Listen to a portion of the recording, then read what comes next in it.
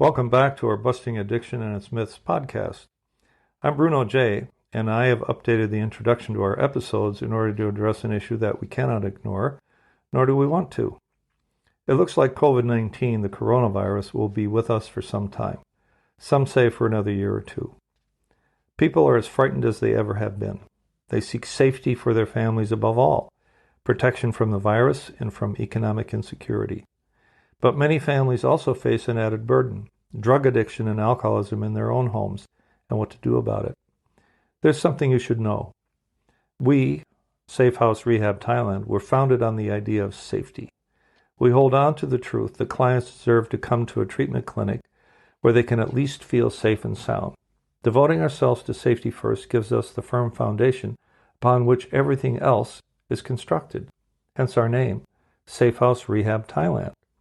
Thailand has been recognized as one of the world's safest places to be during the pandemic.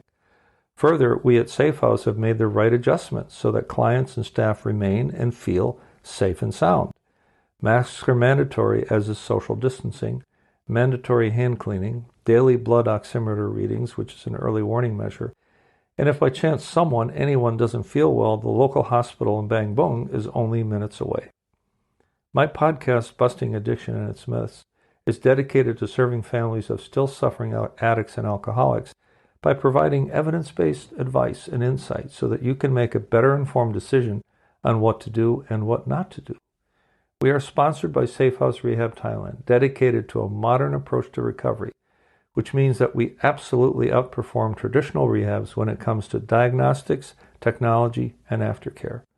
To learn how we can help, just visit safehouserehab.com, where we post the latest news, or send us an email at contact@safehouserehab.com.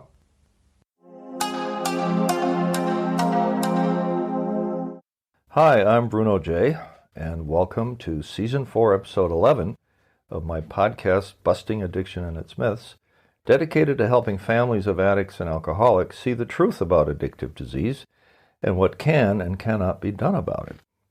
I'm calling this episode, You Deserve a Better You.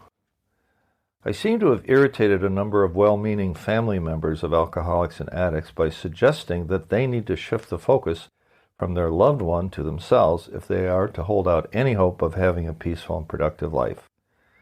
The reality is that there isn't much, if anything, you can do to change the trajectory of your loved one's disease, short of an intervention, and even then, there's no guarantee that it will stick.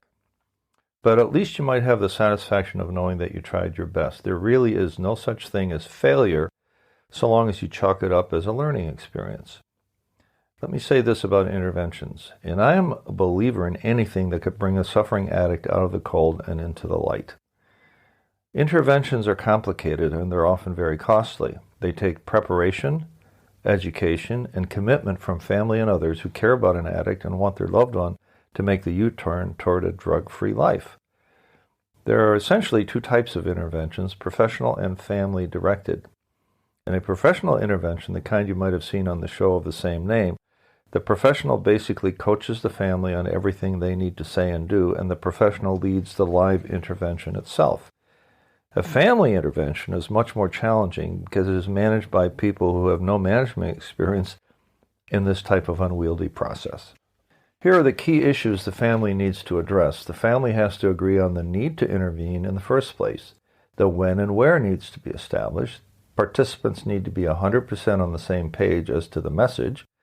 The treatment facility needs to be set up to take a new client into treatment right away. The consequences of a refusal to accept help needs to be agreed to and firmly held to. I strongly advise that if you are considering the possibility of a family-led intervention, you consult with a professional anyway, and he or she will likely be happy to advise you on a do-it-yourself intervention. The second thing I would ask of you is to at least read up on what it would take to plan and execute a successful intervention. One of the very best sources are two professionals, Jeff and Deborah J., who have written and updated the book Love First, A Family's Guide to Intervention. I highly recommend that everyone on your intervention team read and discuss the main points the authors make in helping you understand how to go about planning the intervention and successfully implementing it. Not only do they cover the process of an intervention, they also provide those who are unfamiliar with the disease, which is almost everyone, some needed insights on how active addicts think and why they behave as they do. Please remember that active addicts and alcoholics are sick and twisted people who will do almost anything to evade the truth, and that their underlying driving motive is to get and stay drunk and high. So if you're able to maneuver your addict into sitting still for just long enough to have a healthy confrontation with those who love him, while he is somewhat straight, that in and of itself is a victory worth writing home about. And even with that, while about half of interventions result in the addict agreeing to surrender and accept help, there's no guarantee of long-term success. I myself have been involved in 4 interventions in the last 25 years, and every one of them was high drama, intensely emotional, painful, and inspiring all in the same moment. 2 of them went off the rails when unthinking family members used the intervention as a means of venting their own resentments toward the addict or alcoholic. So there is indeed one major option, the intervention, that you can try in order to change the trajectory of the disease. And there's a chance, but no guarantee of success.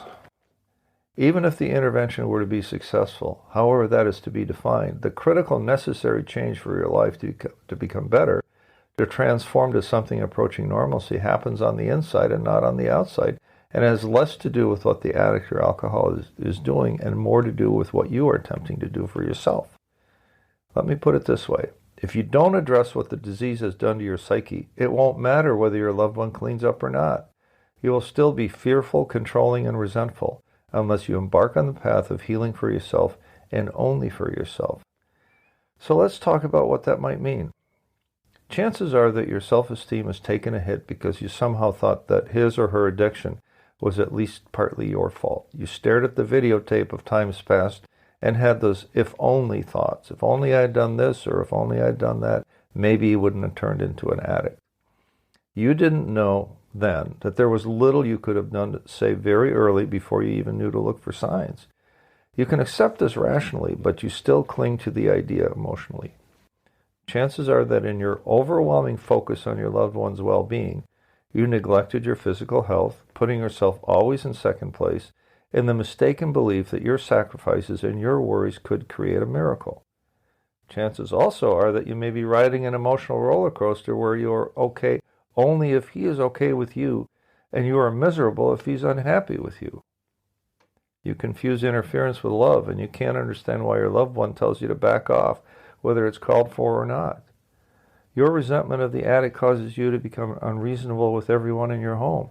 You live in the future fearful of what it might bring, of what the alcoholic might do. These things didn't materialize overnight. It took a long time for these symptoms of unhealthy living to develop into a serious state of codependency. The main illusion that drives all this behavior and all these beliefs is the notion that we have any power over the disease.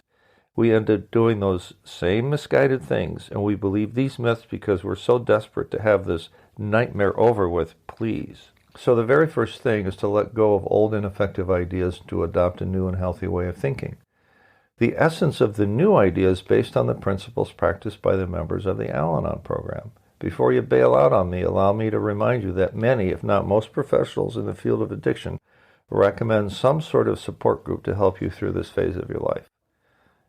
As it turns out, Al-Anon happens to be a well-respected and structured program of support for anyone who's been affected by alcoholism and drug addiction. I also hasten to add that no one program has a monopoly on the truth when it comes to recovery. The many people whom I've come to know over the last 25 years will tell you that being able to share your worries and joys with others in essentially the same situation has made the difference between darkness and light for many people. Closed meetings of Al-Anon are actually open to anyone who needs them, and your privacy is always respected and assured as a matter of long-standing principle. The open meetings are those where the public is invited to attend and hear speakers share their stories of recovery. Sometimes one speaker at the open meeting is the Al-Anon member, and the other is the alcoholic, now sober, spouse of the Al-Anon member. These types of meetings can truly be instructive and are always great fun. Here's what it says in the Al-Anon preamble, which is read before every meeting. The Al-Anon family groups are a fellowship of relatives and friends who share their experience, strength, and hope in order to solve their common problems. We believe that alcoholism is a family illness and that changed attitudes can aid recovery. Al-Anon has but one purpose, is to help families of alcoholics. So it all starts with an essential truth, and unless fully embraced, any progress toward personal recovery is but a fleeting illusion.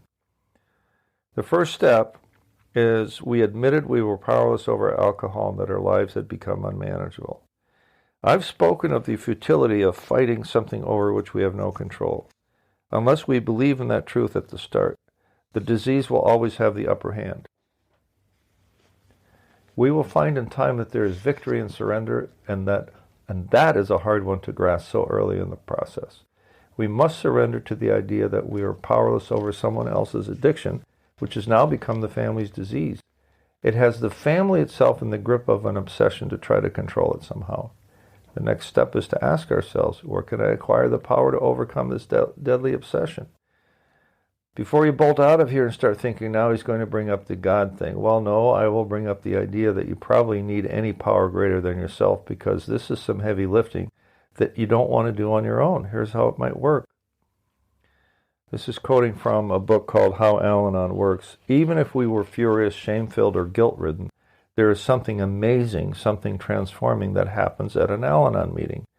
We can't quite put our finger on what that something is or why we came away with a greater sense of peace than we walked in with. But it feels too good to ignore. So we go to another meeting and discover that that something is still there. Maybe, just maybe, we have found some sort of power that could do for us what we haven't been able to do for ourselves. Perhaps this is the point at which we came to believe there could be a power greater than the disease we've been trying to vanquish by our own power alone, all by ourselves. So that becomes the beginning of the journey where you make the critical turn from the futile task of saving your loved one from the disease to becoming the person you were meant to be, unencumbered by the impossible, freed from needlessly carrying a boulder on your shoulder, liberated from a dangerous life-sucking myth. You will reacquire the joy of living in today, fearing not tomorrow, free to pursue your dreams again. You will finally be able to live the sane and serene life you have deserved all this time. The ultimate irony is that you were not able to see that possibility were it not for the desperation that brought you into the light. We're so glad you could make it. So what did we learn today?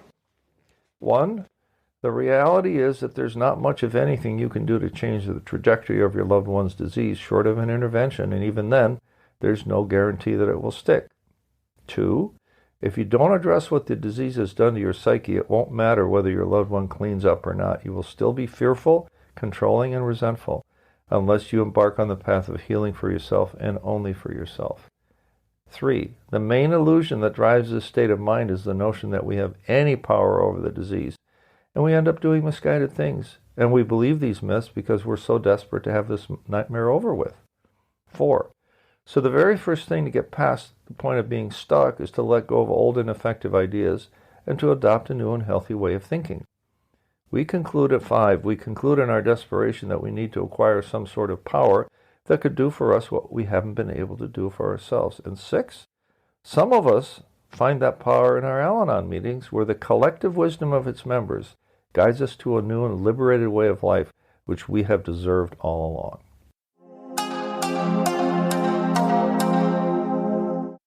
Thank you for tuning in today. It's my fervent hope we've given you new insight and new hope that will lighten your burden. For our hearts go out to all who suffer the effects of addictive disorder. Please give us your feedback at info@safehouserehab.com. By all means, ask us any question you like, and we'll answer on air if you will. And if you want to leave us your first name and city, we'll recognize you too, of course. This podcast is sponsored by safehouserehab.com, where we take a modern approach to recovery, something all families of those who suffer deserve. Tune in next week for more.